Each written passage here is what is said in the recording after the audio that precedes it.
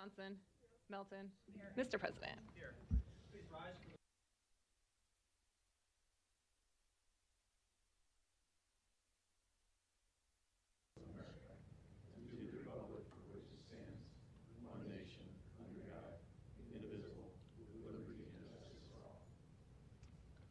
Please be seated.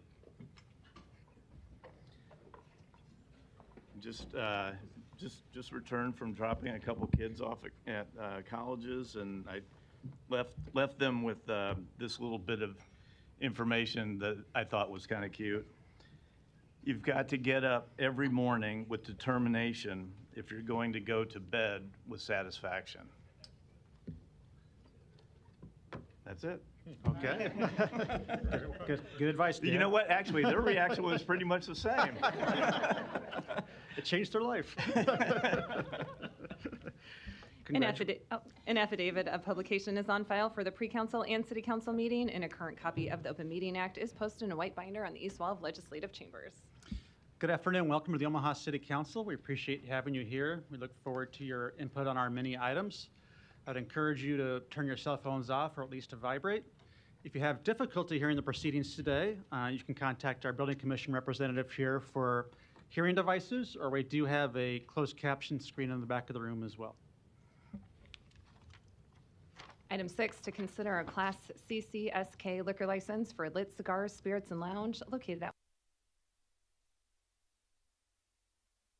And vote on number.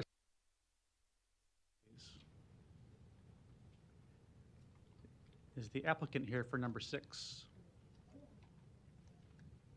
Okay. We'll give him one more minute here.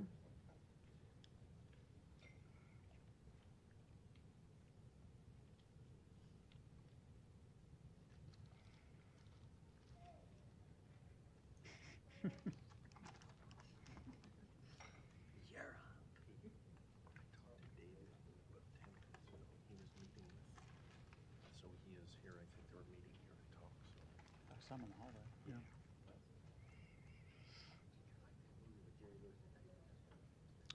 All right, folks, we're on number 6, and we ask for the applicant. Please come on down.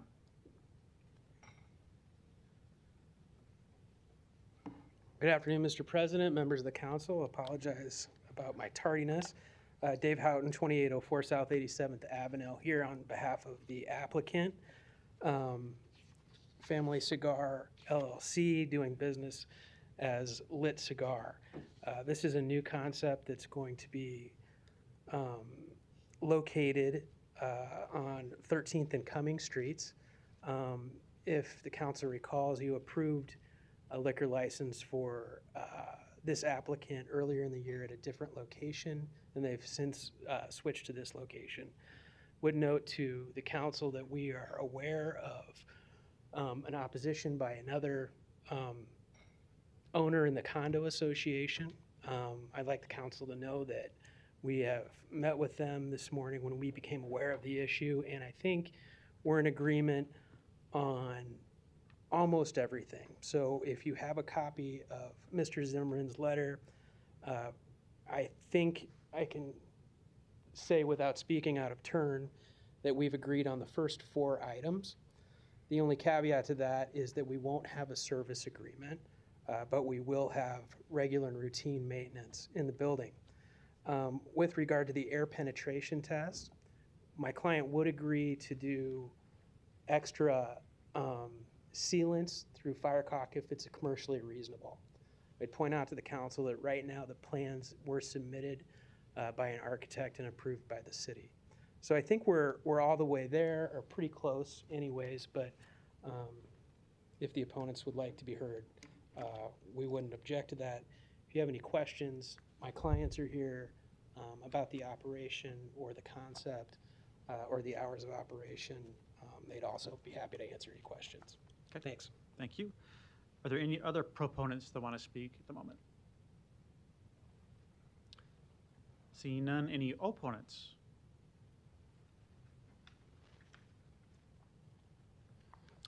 Hi, good afternoon. I'm Rob Zimmerman, 1313 Cumming Street, Suite 200. Matt Herzog, 1313 Cumming Street, Suite 200. And we're two of the four partners that own the second level of that building. It's split into four condominium units. The first level is retail.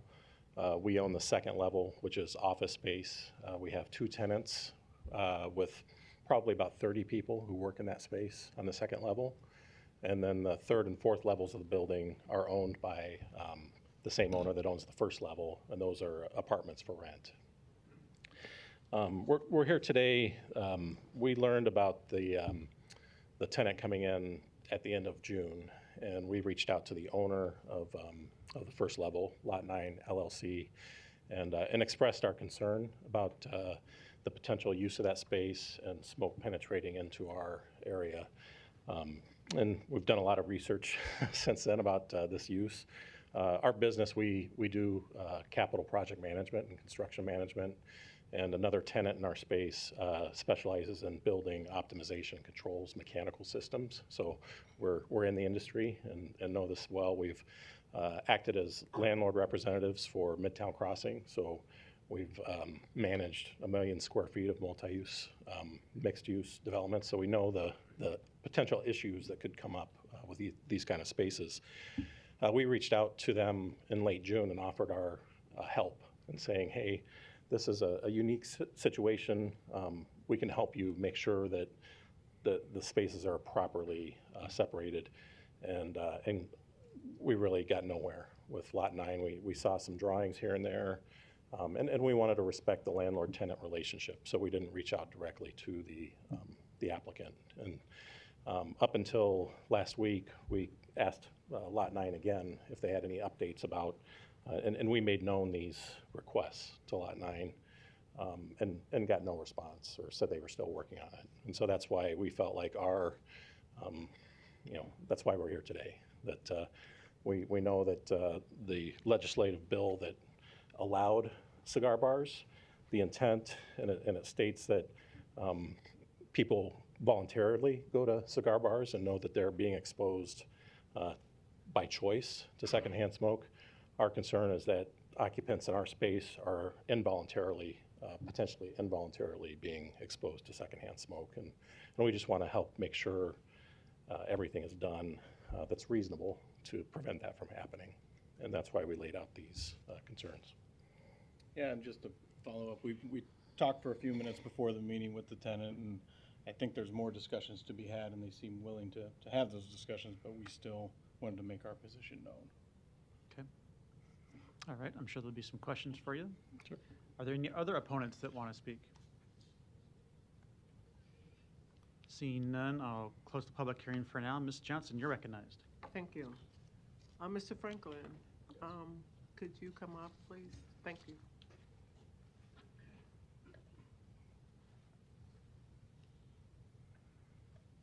Good afternoon. Good afternoon. How are you? Well, Good.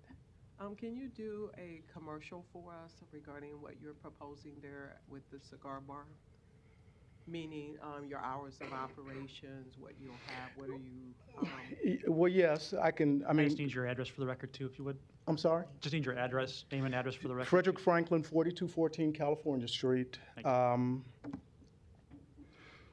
And Lit Cigar is and Spirits is intended to serve a niche that is different and that will enhance the cigar smoking community in Omaha. To answer your question about the hours, I mean, we haven't locked in anything, but we have generally talked about 11 to 11. And the one thing someone asked us about, based on where the location is and the fact that there might be people wanting to hang out to 2 o'clock in the morning, if we would consider doing something like that. And I've talked to Kevin, my business partner, on this, and our answer to that is absolutely not. And the reason why, and I want you guys to understand this, Lit Cigars is not a club, and it's not a bar. We're calling ourselves a lounge because that is a different energy and a different vibe, and it is not a place where people are coming to get their party on. It's a place for mature adult people to come and enjoy conversation without having to overcome loud music, without having to deal with all the kinds of the things that represent the kind of club life that young people like to engage in. I mean, some of you all may know me and I've been around a long time, and I'm too old to personally want to be involved in a party or a club life. But I do enjoy the kind of conversations that take place in a cigar lounge, much like what would happen on a golf course where, deals are being brokered or networks are being developed, that kind of thing. So the main thing I would like for you to understand about what it is we're attempting to do is that it's not a party spot by any stretch of the imagination. It is for lack of a better term, kind of a chill spot. And then the gentleman, we did meet with the gentleman who stood in opposition. We met with them beforehand, and we're really not that far apart. We walked away from our meeting thinking that if they had the opportunity to visit with us personally, as opposed to going through our landlord, that we probably would be even that much further ahead. But what I want you guys to understand is the air exchange system that we intend to have, it'll far exceed the air exchange system that any other cigar lounge in Omaha currently has. I know that there was one that is considered state-of-the-art on North 30th Street, and the unit that they will have something that's identical to that, except we'll have two of them. Well, we have a bigger space, but I've been spending a lot of time doing research, and I'm not an engineer. I'm not an HVAC person, but our objective is to be able to have a place where people can come in, walk out. Yes, you're going to smell cigars, but you don't necessarily have to walk out of there smelling like you've been smoking a cigar if you just want to come in and have a beer or something like that. We intend to make the place as friendly for people who are non-smokers and females as possible. That's part of our business model. I don't know if I answered your question. You did. Okay, but Thank you very much. I tend to, the lawyer in me tends to ramble a little bit. So. Thank you. So, And but thank you so much. yeah. All right, and so then I would imagine that you guys are satisfied with the negotiations that you've had in terms of some of the concerns you had. Is that correct? I would agree that most of the way there. In fact, if we had just a couple more minutes before it started, we would have gotten there. I will say our probably the only concern, or not the only, but the concern we have with the mechanical system is, like the applicant mentioned, he's not an engineer. We want to make sure an engineer looks at it, a registered engineer from Nebraska looks at it and makes sure the system is going to work. And that's really all we're looking for, is to make sure, because in our industry, every project is a prototype. We're not building cars. So every space is unique, and the shape, the volume, and we can't just assume that buying something off the shelf is going to work. We really need to look at how it fits in that space, right. And that's why it's important to have an engineer look at this specific location to make sure. Right. And as Mr. Franklin indicated, that he's a lawyer, so I think you're in good hands here. Your business is in my district, and I'm in full support of this. Thank you. Thanks. Thank you. Let me ask you this: would a few more minutes allow you guys to come to some agreement here? If my colleagues were willing to address this a little bit later in the agenda? Do we have time on this? Yes, it could be laid over. Why don't we, into- I had light on next. I was going to suggest we do that. We can, unless. Well, if I may, council members, I think, and I would like Rob to weigh in. I don't want to misrepresent the nature of our negotiations, but I think the only remaining separation, as I understand it, is, and I understand this as someone that's a partner in a contracting business too. Rob is certainly an expert, but from my vantage point, from a legal perspective, what we can't do is anticipate a public nuisance, right, claim. And that's what I think they'd like us to do. That's not really an issue for the city council. That would be an issue for the guys in robes down the hallway in a year if it ever became an issue. What we have here is a business that's gone above and beyond the plans. There doesn't seem to be any legal reason to prohibit a liquor license. And we, as much as we would like to guarantee that the condo unit can be airtight, it wouldn't be typical to test it in that way. And what I can tell you, and I think Rob would agree with, or Mr. Zimmerman would agree with, is that in no way can we make the condo unit airtight, right? It's just, it won't exist in construction. So what I don't want to do is set a stipulation for us that will be impossible to achieve. What we can do is agree to test the mechanical system and pressurize test that. And what we have agreed to is to do fire caulking on the entry and egress points between the condo units. I hope that satisfies anything. I don't know if we wait another week. I don't know if we get there or not, but I think that's essentially the separation. Okay, I'm going to stop you there for a second. I'm not sure that's as close as you were leading me to believe. So, Mr. Harding, your light was on. Do you want to address anything? Sure. Dave, while you're there, I think I'll have you in a minute too, Rob, if I could, please. And by the way, I'll acknowledge there was a motion to lay over in a second for 1 week, right? Well, there was a second to lay over, but I don't think I had made the motion to lay over. I think I said that's something I'd consider, and I'm still going to consider it, but I want to ask the questions first. Okay, no motion has been made then, and no second has been made at this time. Okay, thank you. Dave, I think you said in your discussions, maybe there was the only hang-up may have been on the service agreement. Is that what I understood you to say? I think we have an agreement on the service agreement. Okay. I think the only remaining issue is, if you look at Mr. Zimmerman's letter, the last two bullet points are to do what I would deem sort of like destructive type testing. That's, what we would do in a construction law case to look at certain penetrations, right? So I don't think that is,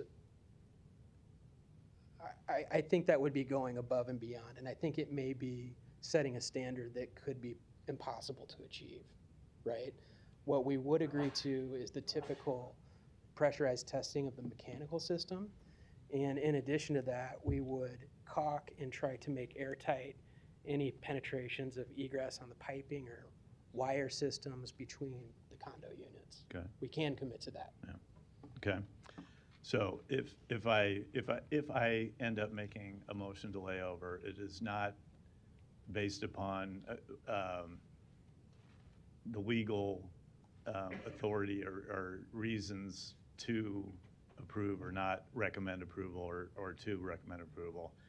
It is simply, it would be to further the conversation rather than do it on the fly here at City Council. So that's, so if I do make that motion, that's I want you to understand what the reason. We would take no behind offense that. to Okay. that. And Rob, if I could have you. Couple things. So one, and I maybe Dave might have to jump back up here for this, but I think I heard him say there's, this is ventilation or mechanical system probably superior to any other one in Omaha, but are there any other examples in Omaha where there's a cigar bar with residential and commercial uses above? Not that I've seen. I looked through all the permits, this specific permit type, and looked them all up and addresses, and this is the only one where I've seen, and actually it's the only one where there's a separate owner above the space as well. Okay. And again, this is probably not necessarily germane to the issue, but because it really would be a civil issue at that point. But are there no Nothing in the HOA agreement with, as it relates to use? Not as it relates to use. There are a few condo rules that Yeah. specify nuisance or odors, that if the operations of one condo unit to the next causes odors, it's against the condo rules. Sure. Which, I know that's a potential way if something happened. That's and something outside in a few of our months. realm. Yeah. And yeah. I think, and the more we thought about it, because we've had, since we first reached out, we've been researching and trying to figure out the best way to mitigate this. We're not talking about someone burning fish or bacon. We're talking about a health hazard. Right. And we have 30 people working in that space who, if smoke came into the space, they're being exposed to a health hazard. And that's what we want to make sure everything's being done to mitigate that risk.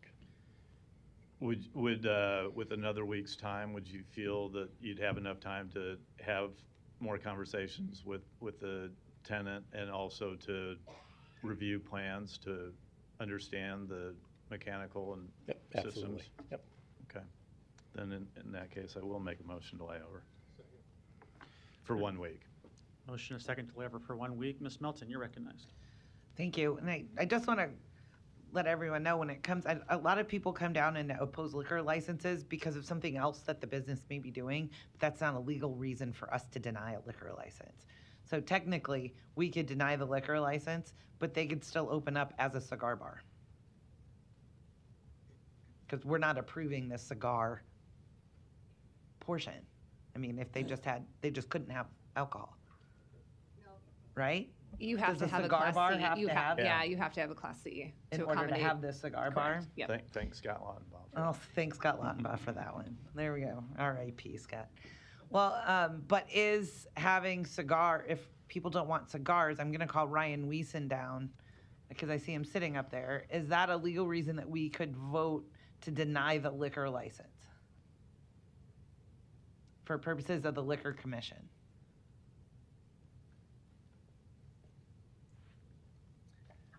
Ryan Wiesen, Deputy City Attorney.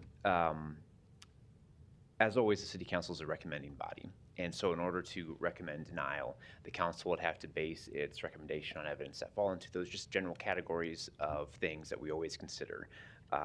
Existence of local protests, the existing population of the city, the nature of the neighborhood or community, adequacy of existing law enforcement, zoning restrictions. The closest this might come to is the sanitation or sanitary conditions on or about the premise that could potentially be licensed. There'd have to be some sort of evidence in the record or before the council that, cigar smoke contributes to an unsanitary condition or is a concern to the sanitation of the premises or the building itself. It might be the closest you can get. I don't think there's probably a lot of case law on that. So certainly I could make the argument to the commission. I don't know if they would be receptive to that, but that'd be what might look like the closest thing that this might apply to. And you have never seen a case like that down in front of the Liquor Commission where somebody was denied their liquor license because of the smell of cigar smoke or the smoke itself? I haven't. I can't represent that I've actually looked for that, but I haven't seen something like this.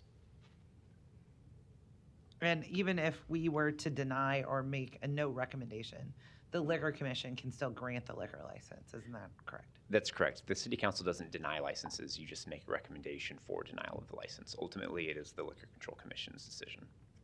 Okay.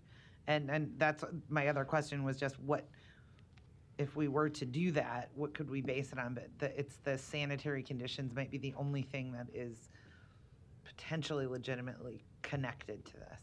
Just looking at it real quick while sitting here, that's, if I were required to make an argument, that's probably the argument that I would try and make. But again, there should be some sort of evidence in the record before the City Council too that would lead to a conclusion that there was an unsanitary condition on the licensed premises. Okay. Thank you, Ryan. I appreciate that.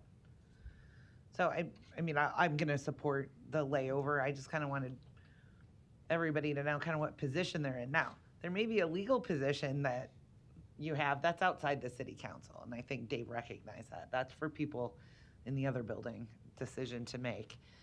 So whether we support the liquor license doesn't mean that we don't necessarily care about the conditions where you live. It just means it's not a decision that we should be making.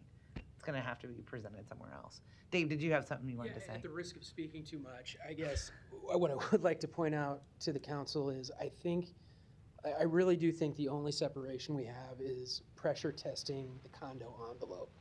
And right now, though we would love to do that, we don't know what tolerance would be acceptable to the opponents. If they're, so far as I know, there is no tolerance or suggested tolerance for this kind of thing because I don't think it really exists. So as much as we would like to make the condo unit airtight, I'm not sure that it's possible, right? So I don't think that as much as we would like to stipulate to that today, I don't know that it would be, I think it would be a burden that we couldn't potentially meet. That said, I think it is important to point out that we've got advanced filtration systems that exceed all other cigar bars in town. And in addition to that, we, and just as a point of record, because I think it came up earlier in the hearing, that there are other cigar bars in town that have adjacent condo retail properties. And I think I think it's Havana Garage, does have an upstairs condo unit. It may be vacant, but I think it's a residential unit downtown. So I'm just thinking offhand, like Safari, for example, would have an adjacent condo unit right next to it. I think in almost every case but one cigar bar in town, that would be the case. Yeah, I think they're next door, not above, but yeah. You could be right, yeah. Yeah, there's nothing above at Safari, I know that. They share walls in any instance. Okay. All right, well, I hope that the two of you will be able to work things out but I just kind of wanted to be clear where we were from the council's spot and the law that and the statutes that we're within, that we have to follow. And because what I don't like to do is send our lawyer down to make arguments that I know he can't win, and I know he doesn't like to go down there with that direction either. Because sometimes it hurts us when we then have a legitimate license that we're trying to protect. So, I mean, I just want you to know that it doesn't mean that we don't care. I just don't think that maybe we're the ones that are going to give you the relief you potentially need if you have a problem with the cigar smoke. I have nothing further. I'll support the laying it over. Mr. Begley, you're recognized. Thanks, Mr. President. Mr. Zimmerman, you don't have to get up, but I did see your email late in the day. It got sent this morning. I had a lot of committee meetings today. So it's my understanding, I guess, David, I'll ask you, and then if I got to talk to Mr. Zimmerman, or please, was the first conversation, I'm understanding, between you and council began today? Yes, it began a few minutes before the meeting. Okay, that's what I thought. And David reached out to me, and I appreciate at least a conversation you're having. I'm going to support the layover because I think, not that I'm against Mr. Franklin, what he's doing here. And those of you that knew my dad, he loved to have a good cigar, but it was a King Edward. It wasn't the ones that they're probably going to be selling here. And I'll look forward to getting down there once this process is done to have a good cigar and honor my dad on his birthday. But first, I think that I'm willing to support the layover because I think it sounds like, from what I'm hearing in conversation with council and hearing here, that you guys are pretty close on, and again, I apologize, I didn't respond to your email, but I saw it late, right before the meeting. So I think there's no harm in doing a layover to let the dialogue between you guys continue to try to, no pun intended, to plug any gaps on things that we're missing here, and we can revisit it next week. Thanks, Mr. President. Yeah. On behalf of the applicant, we'll do everything in our power to get everybody to yes. We'll commit to that for sure. Thank you. Mr. Hug. Havana Garage, there's condos above them as well, correct? I believe so. Because I think that actually used to be that building that's in actually used to be a hotel, I think, 100 years ago. I think Mr. Zimmerman told me they're currently unoccupied, but I believe they are residential units above Havana Garage. Okay. There's a motion and a second to lay over for 1 week. Roll call. Rowe. Bagley. Aye. Harding. Hug. Johnson. Melton. Yes. Mr. President. Yes. Motion passed 6-1. Thank you for your testimony. Item 7, to consider a Class C liquor license for Set the Bar located at 6121 Maple Street, Suite 2. Public hearing and vote on number 7 is today. Proponents, please.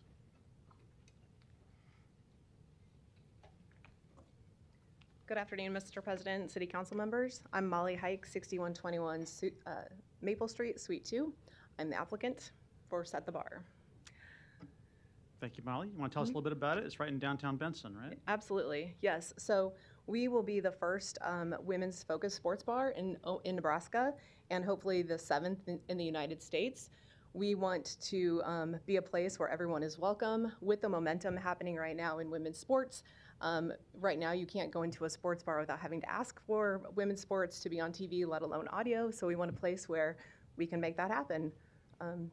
So the momentum is happening and the moment's now. That's great. We'll welcome you to Benson for sure. Thank you. Any other proponents that want to speak today? Seeing none, any opponents? Public hearing's closed. I'll do a motion to approve since it's in your district. Yep. And I love the idea. Thank you. I'll second. My girls will want me to ask to make sure you show volleyball, right? Absolutely. Okay. We're going to have a pop-up at Benson Theater September 22nd and introduce the community to Set the Bar. Excellent. Thank you. Thank you. There's a motion and a second to approve. Roll call. Rowe. Bagley. Harding. Hug. Johnson. Melton. Yes. Mr. President. Yes. Motion passed 7-0. Good luck. Item 8, to consider a Class C liquor license for Early Bird located at 17330 West Center Road, Suite 102. Public hearing and vote on number 8 is today. We have the applicant by Zoom. Ms. Connor, we'll get you off mute here in a second. Okay. Hello, can you hear me? Yes. All right, good afternoon. Nikki Connor, address is 4616 South 163rd Street, Omaha, Nebraska, 68135. Here for Early Bird today. This is just going to be a new location that is opening in West Omaha. It is set to open on October 7th. Here for any questions you might have. Great. Thank you. Any other proponents that want to speak in the audience? Seeing none, any opponents? Public hearing's closed. There's a motion to approve in a second. Roll call. Rowe. Bagley. Harding. Hug. Johnson. Melton. Yes. Mr. President. Yes. Motion passed 7-0. Thank you. Thank you. Item 9, to consider a Class I liquor license for Jay's Smokehouse located at 4725 South 96th Street. Public hearing and vote on number 9 is today. We also have the applicant by Zoom, Mr. Hawk.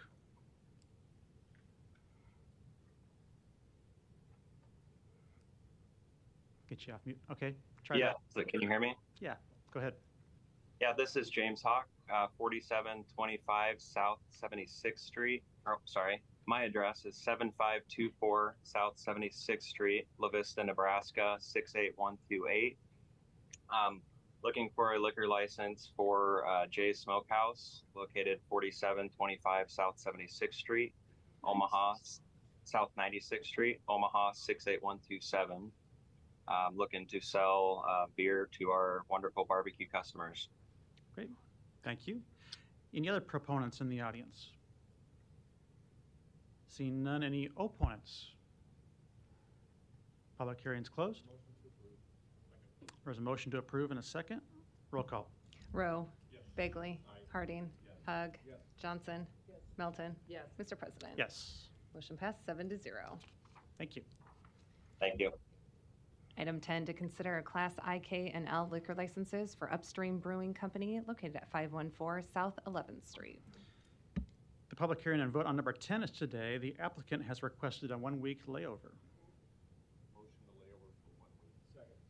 Motion to layover in a second for 1 week. Roll call. Rowe. Bagley. Harding. Hug. Johnson. Melton. Yes. Mr. President. Yes. Motion passed 7-0. Item 11, to consider a Class D liquor license for Moe's Mart located at 720 North 108th Avenue. The public hearing and vote on number 11 is today. Is this the applicant, remaining applicant by Zoom? Okay. We'll get you off mute here in a second.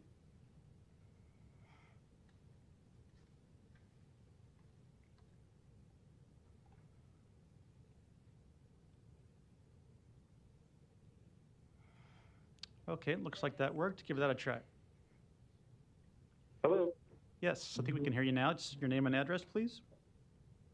Hi, my name is Mohammed Sajjad. Address is 720 North, 108th Ave, Omaha, Nebraska. Thank you. Any other proponents in the audience today? Seeing none, any opponents? Public hearing is closed. Move the approval. Second. There's a motion and a second to approve. Roll call. Rowe. Bagley. Harding. Hug. Johnson. Melton. Yes. Mr. President. Yes. Motion passed 7-0. Thank you.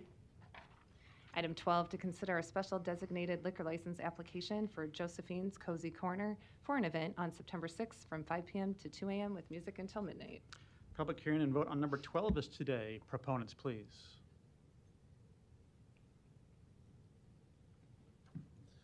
Hello, my name is Frank Rizzuto, 2201 Pierce Street, Omaha, Nebraska, 68108. Thank you. Just here to answer questions? Yes. Okay. Any other proponents today? Seeing none, any opponents? Public hearing's closed. Mr. Bagley. Thanks, Mr. President. Ms. Rizzuto. Good afternoon. Good afternoon. You have this before us today. You're going to have a SDL for an event. Is it for your class reunion? Is that what it's for? Yeah, 40-year class reunion. 40? Yep. Okay. Central High for Fesserson over there, you All alums right. of Central I'm High. not far behind you. And so, music, you're not going to have a band playing, is that correct? No, no band. It'll be one speaker on a tripod just for background. It's Okay. not going to be anything that needs to be or will be played loudly, so.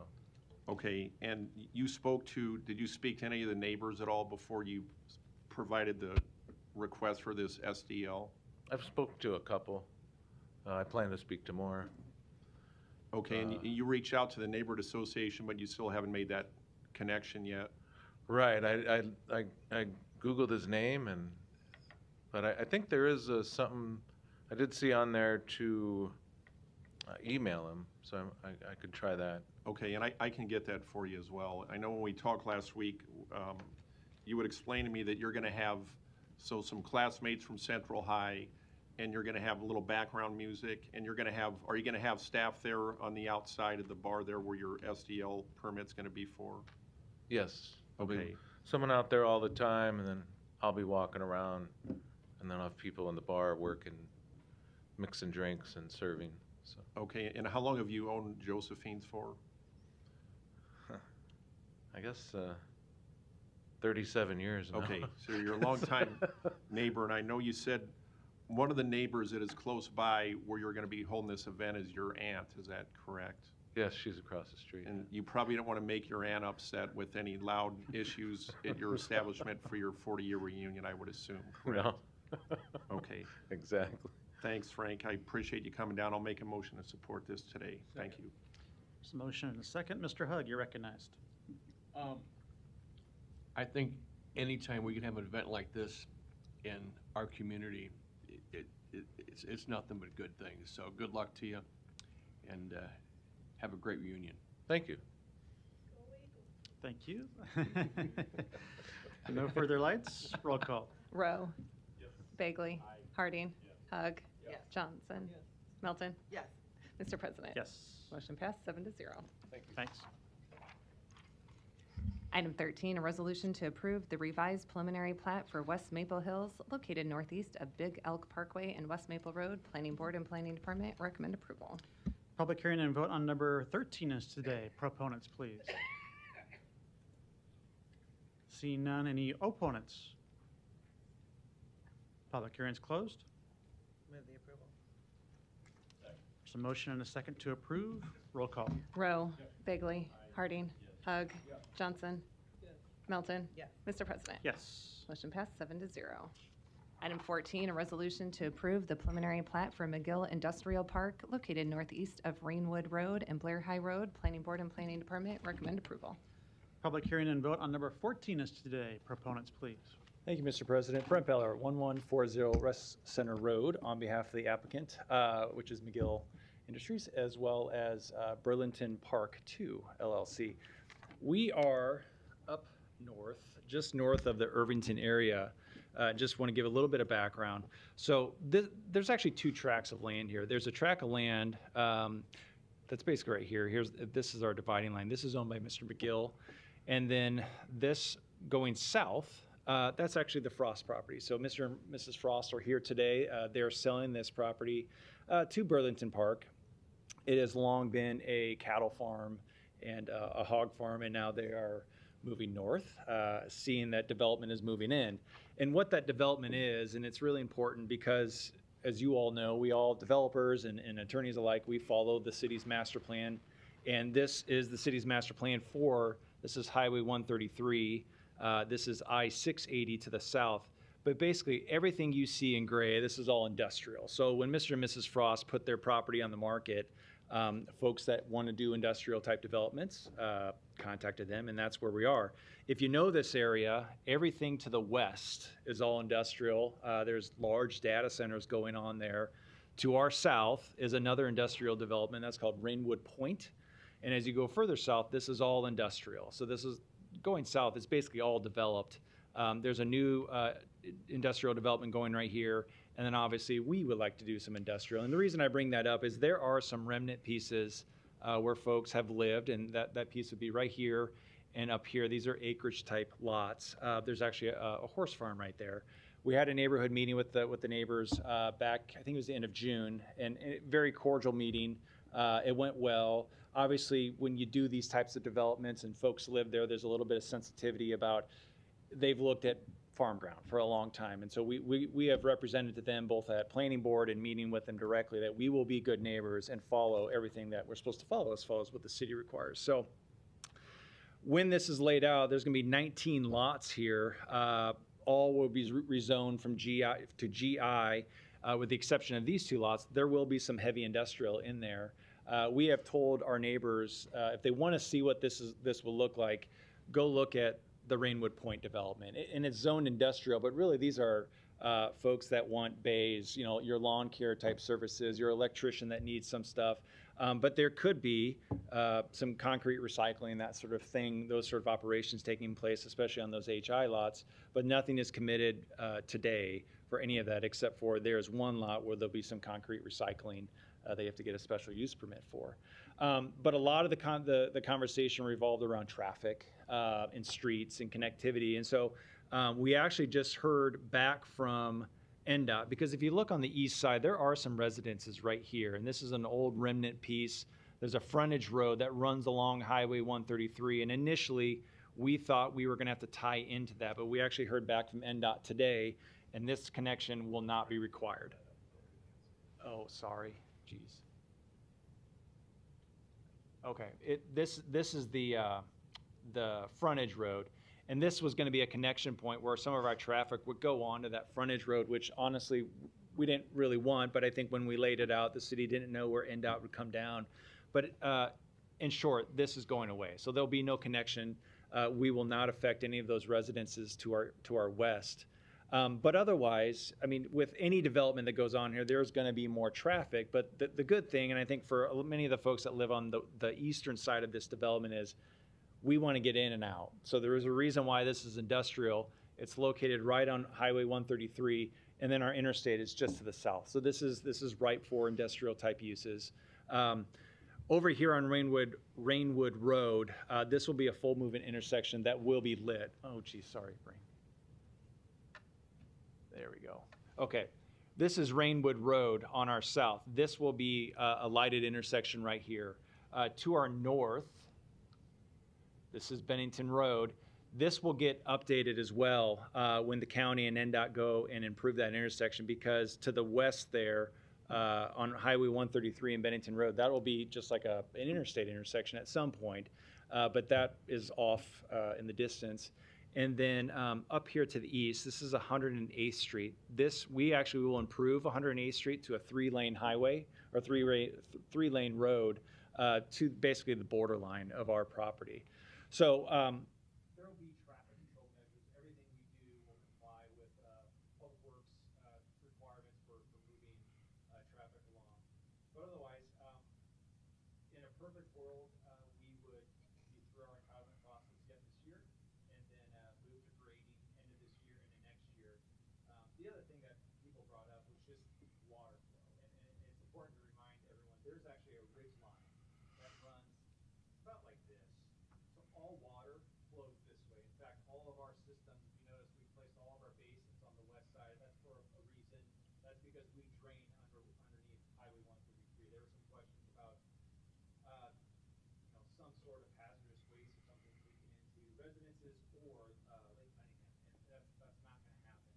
The other thing people brought up was because it is HI or GI, I think there's concerns about salvage and scrap type uses.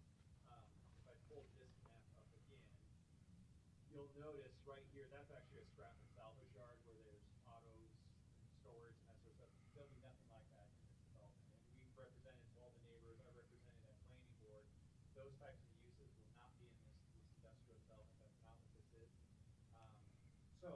With that, I might sit down for now, and if there's additional questions, I'll be here to answer. But this comes before you both with the planning department and the planning board's recommendation. Thank you. Thank you. Any other proponents that want to speak today? Seeing none, any opponents? I don't see any. Public hearing's closed. Move the approval. There's a motion and a second to approve. Roll call. Rowe. Bagley. Harding. Hug. Johnson. Melton. Yes. Mr. President. Yes. Motion passed 7-0. Thanks. Item 15, a resolution to approve the preliminary plat for Harvey Industrial Replat 3 located at 4420 South 67th Street. Planning Board and Planning Department recommend approval. Public hearing and vote on number 15 is today. Proponents, please. Aaron Brody and Mike Anderson, 14710 West Dodge Road. Here on behalf of the applicant, Hopkins Construction Company, here to answer questions on it. Thank you. Any other proponents? Seeing none, any opponents? Public hearing's closed. Motion to approve. There's a motion and a second to approve. Roll call. Rowe. Bagley. Harding. Hug. Johnson. Melton. Yes. Mr. President. Yes. Motion passed 7-0. Item 16, a resolution to approve a special use permit to allow a daycare in the R4 district located at 7153 North 165th Street. Planning Board and Planning Department recommend approval. Public hearing and vote on number 16 is today. Proponents, please.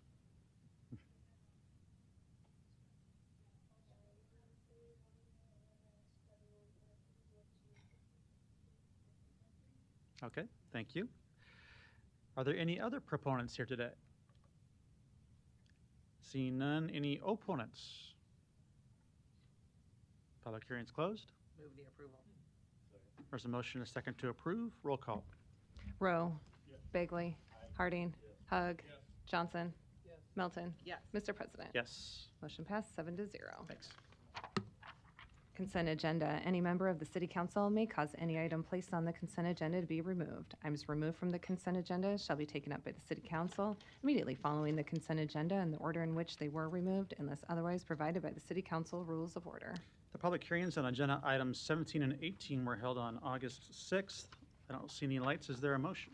Motion to approve. Motion and a second to approve. Roll call. Rowe. Bagley. Harding. Hug. Johnson. Melton. Yes. Mr. President. Yes. Motion passed 7-0. The public hearings on agenda items 19 through 41 are today. If you wish to address the City Council regarding these items, please come to the microphone, indicate the agenda item number you wish to address, identify yourself by name, address, and who you represent, and if you are a proponent or an opponent. These are items 19 through 41.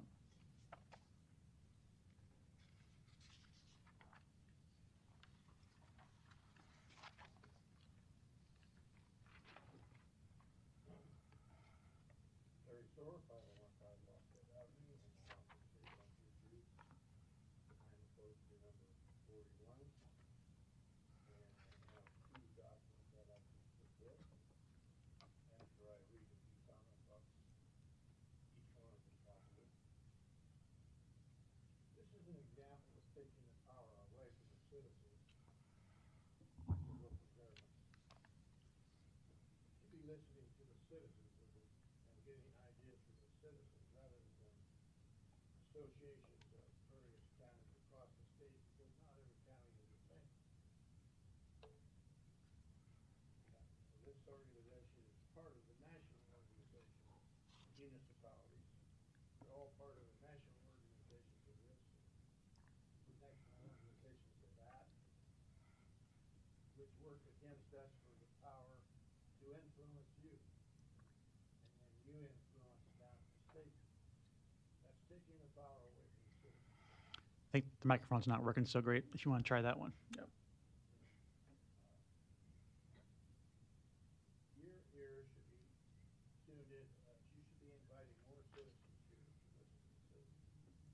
I can only vote for one of you. I can't vote the other 6 of you out or in. But the 7 of you are here against me on this issue. It's time for you to stop spending money that somehow comes out of my pocket for national association. You're not a national body, you are a local body.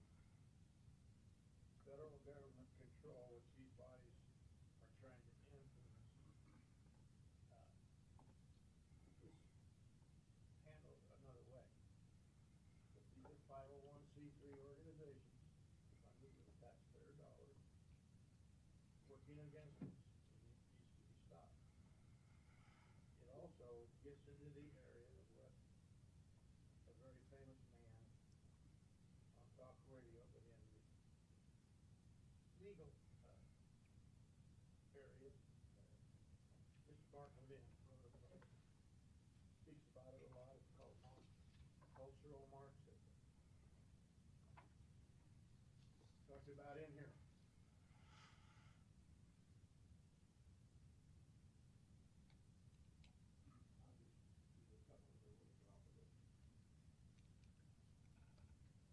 The letters DEI stand for diversity, equity, and inclusion. That is a big description of what cultural Marxism is all about. We have a person hired for that. I think both the county and the city has a person for that, to write it into the city government, at least in terms of employee relationships. Back when I was in the workforce out of college, it was affirmative action. Well, now it's cultural Marxism. It's against the concept of the federal republic, the system of federalism, which federal government control is supreme. What they don't have control over is left to the states. The states have control. What they don't control is left to you. So Larry, I think you are getting off topic here. But you don't have the This is League power. of You don't have the power to Municipalities enact sponsorship. anti-American agendas. Thank you. Thank you.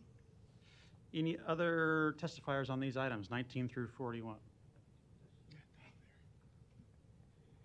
Luis Jimenez, 2709 Dewey Avenue. I wasn't able to hear Mr. Storer, but I'm going to talk on the same topic that he spoke about. Item 41, that the city will pay $97,000 from the general fund to be part of the membership of the League of Nebraska Municipalities. I think that's an appropriate forum for the city to be joining, particularly when there's common issues that affect these municipalities, and so you guys can organize and lobby the legislature and get regulations passed, statutes passed, so that you're dealing so the citizens are dealing with their city more evenly, instead of patchworks throughout the state, that you guys can lobby for congruent regulations. For example, like the pollution, cities deal with a lot of pollution. So if you can associate and talk about common issues, you can lobby the Nebraska legislature on common solutions. I think this body should be asking other municipalities about how they deal with car shredders in their city limits. I've been out west, and they have like a lot of space for old cars, and I don't know if they actually shred cars. I think they just leave them out and sit for decades. But that's an issue that I hope you could look at, because pollution is very important for the city of Omaha. Keep your comments to the membership here, would you? Once you pay the membership, you're going to be using it for a full year. So during that year, can you please ask them, the other municipalities, about car shredders and how they're polluting their environment? Okay. Thanks. Thank you. Any other testifiers on these items? Seeing none, public hearings are closed. There's a motion to approve in a second. Roll call. Rowe. Bagley. Harding. Hug. Johnson. Melton. Yes. Mr. President. Yes. Motion passed 7-0. Item 42, an ordinance to approve an employee assistance program agreement with CHI Health. The vote on number 42 is today. Is there a motion? Second. Motion and a second to approve. Roll call. Rowe. Bagley. Harding. Hug. Johnson. Melton. Yes. Mr. President. Abstain. Motion passed 6-0. Festerson abstains. Item 43, a resolution to approve the nomination of Susan L. Picotti Street as a commemorative street name on Ohio Street from 145th Avenue to 145th Street. The public hearing and vote on number 43 is today. Proponents, please.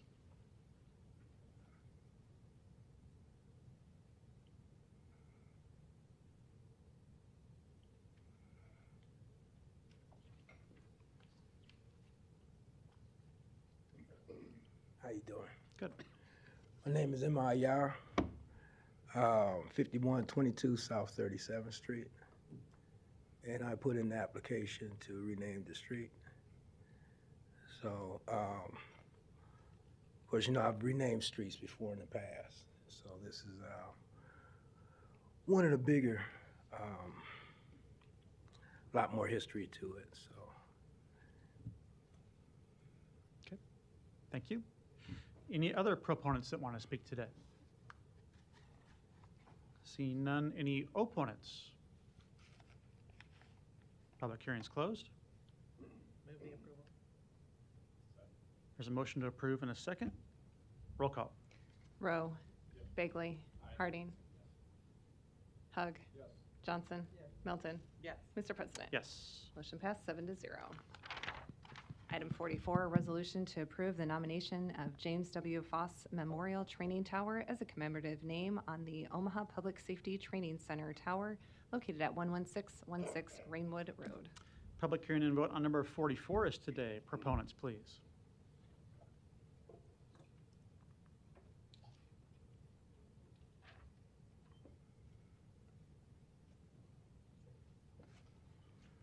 Good afternoon. My name is Lowell Ferguson, 3916 North 208th Street, Elkhorn, 68022. I'm a member of the Omaha Fire Department. Today I'm representing the Omaha Firefighters Historical Society in regards to nominating the commemorative naming of the James W. Foss Memorial Training Tower. And if I can just borrow a few minutes of your time, I'd like to talk about the Foss family and what they've meant to Omaha.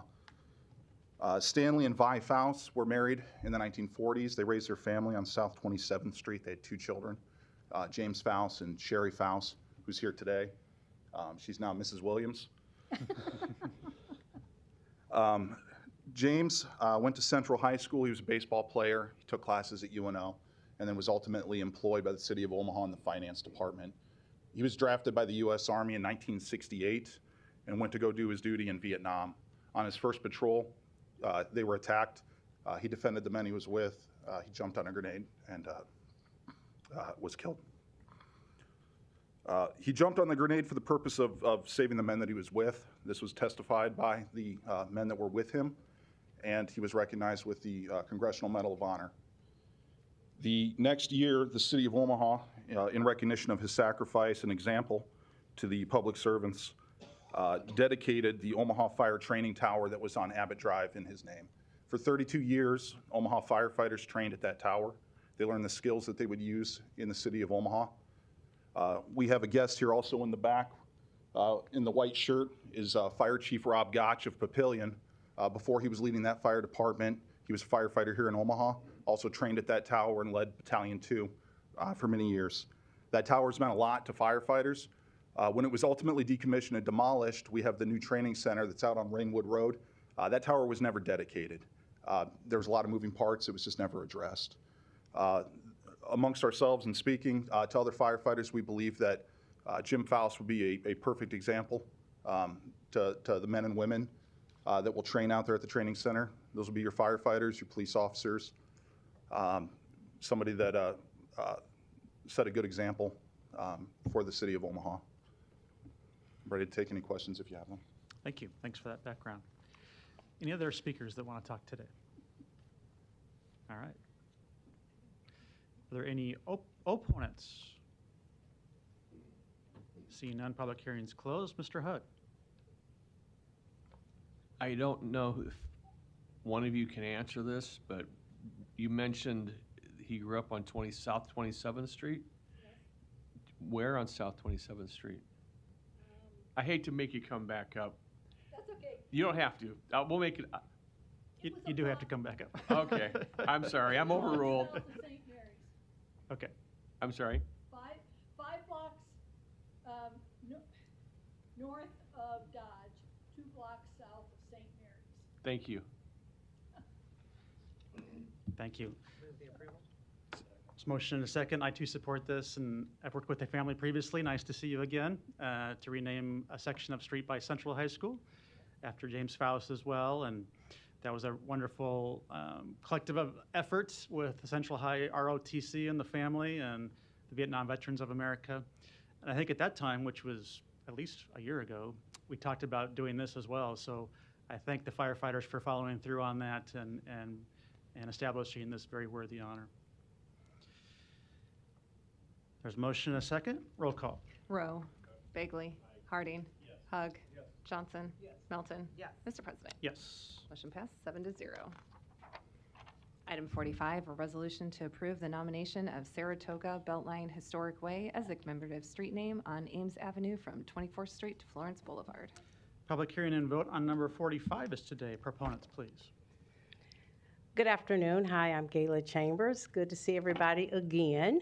I was here, I think, about a year ago in regards to the Saratoga Beltline Trailway Economic Vitality Preservation District, which was approved, and I'm thanking everybody that approved that.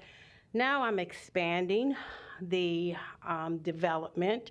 It's slow going because it's with my personal money. I just have a love for that area because I bought a 58,000 square foot building in that district area. Saratoga is a very unique city that got swallowed up with Douglas County many, many years ago.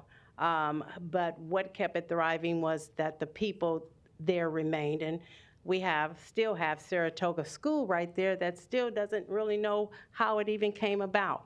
So one of my things is that I wanted to put a named street in the area that I'm creating and developing right now with my own personal money.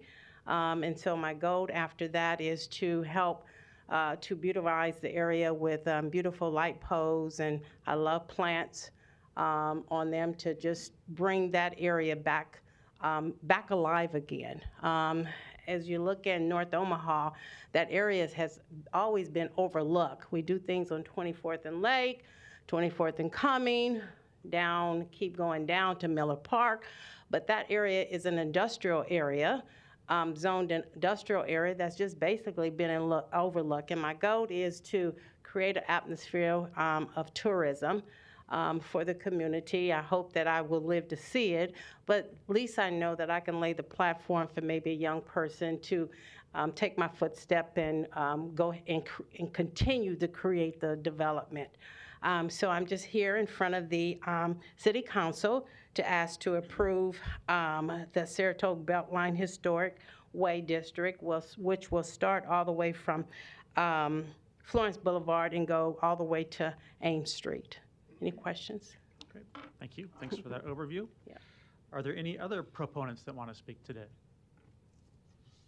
Seeing none, any opponents? Public hearing's closed. Ms. Johnson. Thank you, Mr. President.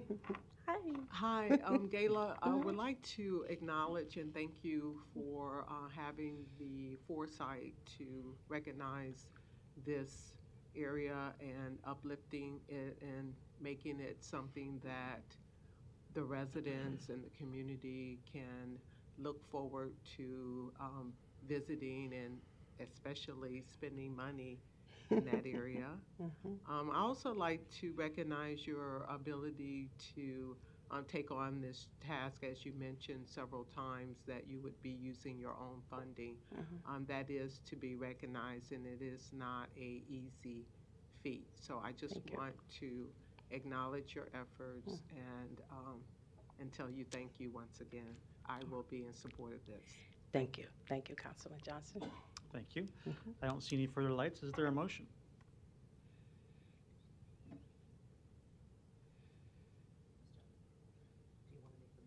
Mr. Harding will be making that motion. Move the approval. I'll second. Roll call. Rowe. Bagley. Harding. Hug. Johnson. Melton. Yes. Mr. President. Yes. Motion passed 7-0. Thank you very Thank you. much. You bet. Item 46, an ordinance levying a special tax and assessment on certain lots to cover the cost of clearing snow and ice from sidewalks in district number SWSR 2024-01. Public hearing on number 46 is today. Proponents, please. Seeing none, any opponents? Public hearing's closed. Item 47, an ordinance awarding a contract to PCI Municipal Services LLC for the operations, management, and maintenance of certain city-owned parking facilities and on-street parking meters. Public hearing on number 47 is today. Proponents, please. Seeing none, any opponents? Public hearing's closed. Item 48, an ordinance to approve a major amendment to the Maple Valley Mixed-Use District Development Agreement. Planning Board and Planning Department recommend approval. Public hearing on number 48 is today. Proponents, please. Good afternoon. My name is Andrew Coster, 10836 Old Mill Road, here with TD2 on behalf of the applicant. If you have any questions. Thank you. Any other proponents? Seeing none, any opponents? Public hearing's closed. Item 49, an ordinance to approve the North 38th Avenue City Home Project Tax Increment Financing Redevelopment Agreement. Public hearing on number 49 is today. Proponents, please. Yeah, Don Seaton, City Planning, here for any questions you may have. Thank you. Other proponents? Hi, Matthew Kavanaugh, Holy Name Housing Corporation, 4324 4th Street, Omaha, Nebraska, 68111. Happy to answer any questions. Thank you. I don't see any other proponents. Are there any opponents?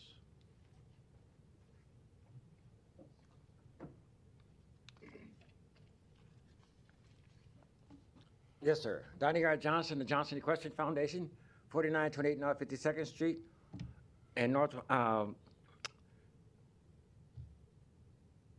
would like for the City Council to consider asking Mr. Don to spend more time with North Omaha in our projects.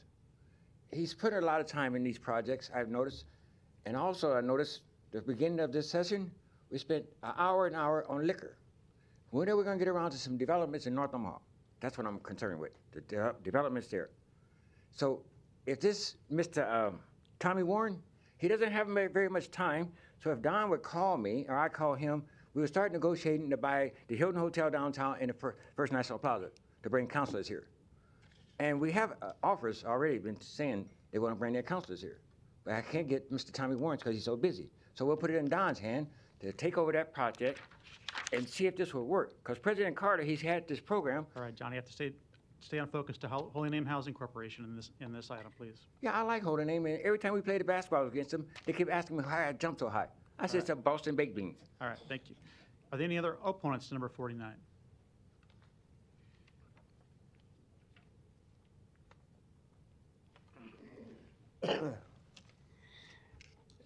Larry Storr, 5015 Lafayette Avenue, Omaha, 68132. once again, I'm not sure I'm totally opposed to it, but I just think the city council and Holy Name Corporation should go a little further to define for us who this is, because when I go online to try and find out, I keep getting the implication that this is a church-affiliated operation, and I don't want to make that mistake if that's not true. I fail to understand why churches across Omaha are not doing this. If they all do it, then we would not have any problem with the lack of affordable housing around here, would we?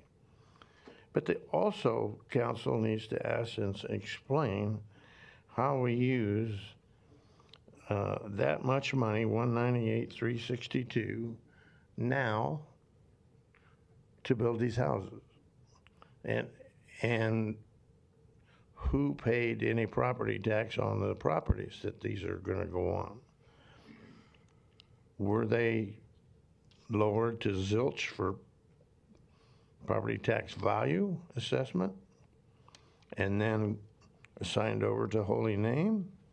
They get to build them at loan money, somebody loans them money to build them, and you pay it back over 20 years, maybe 15, 20 years by taxing people that live in the neighborhood, or whatever these ad valorem taxes are. Because I don't think many people disbelieve that they do not pay higher property taxes because of these TIF developments. So just be fair and a little more transparent about the process, and you might find it to your benefit. Thank you. Thank you. Any other opponents to number 49? Seeing none, public hearing is closed. Ms. Johnson, you're recognized. Thank you, Mr. President. Mr. Kavanaugh, if you wouldn't mind coming up. Yep. You have been a servant in the Omaha community, more importantly, there in your off of their Fort Fontanelle in the North Omaha area. So you probably have a better sense of awareness in terms of what some of our individuals in our community oftentimes need to have be brought up to speed in terms of knowledge. And so we had a gentleman here that asked some questions regarding your funding and things of that nature, and how that resonates to a opportunity for someone to be having the benefit of having a home, or renting initially and then moving into the ownership space. Could you impart that knowledge on us today? Certainly, I'm happy to. So I don't know if talking about addressing gentleman before's question directly or just more broadly. Both, if you don't mind. Okay, sure. Yeah, I agree. TIF is confusing. The knowledge that the public, general public, doesn't have a great understanding of it, and I think that a lot of that challenge comes from it. But I know from where you sit, it's one of the few tools that the city has to support the development of affordable housing or housing development in general. So it's really valuable to us, and I would happily work with anybody to try to explain that to Mr. Storr as well, how that works. And then more broadly, how does these things, they tie into us getting people into housing and into home ownership? It's all about bringing down that cost so that it's all about the monthly payment, whether you're living in your mortgage payment or your rental payment. So that's what we do, is try to use whatever subsidies and sources and efficiencies are available to try to bring down that cost, to bring housing that can get people into high quality, stable, affordable housing. And a lot of projects, this project in particular, will be at least for the 20 years, because this pairs TIF with city home funds, so it'll be a permanent rental fund, rental units for 20 years under that program. But generally what we do is try to transition whatever units we have, as long as they're not senior housing, into home ownership, so give people the opportunity to buy them. And that may be something that happens 20 years down the road when these different subsidies mature. But that's a really high level picture of that. But So oftentimes you take vacant lots like we have Mhm. in North Omaha and make good use of that space. That's the goal, right? Yeah, so we're using these TIF dollars to clear these lots, which have been vacant and overgrown. So there's a lot of trees. There's no improvements in the right of way on these. So that's kind of what we're doing here is taking these public dollars, taking that commitment for over the next 15 years from the property taxes that we'll pay as the landlords and owners of the property, pulling that forward into the present date to invest that money in the land to bring homes onto these lots. Okay. And you've been in a corporation for how long? Holy Name, 4.5 years, 5 4.5 years, something like that. Mhm. Okay. And about how many homes have you built since you've been in operation? Since Holy Name's been in operation? Well, so Holy Name's been around for about 41 years. Okay.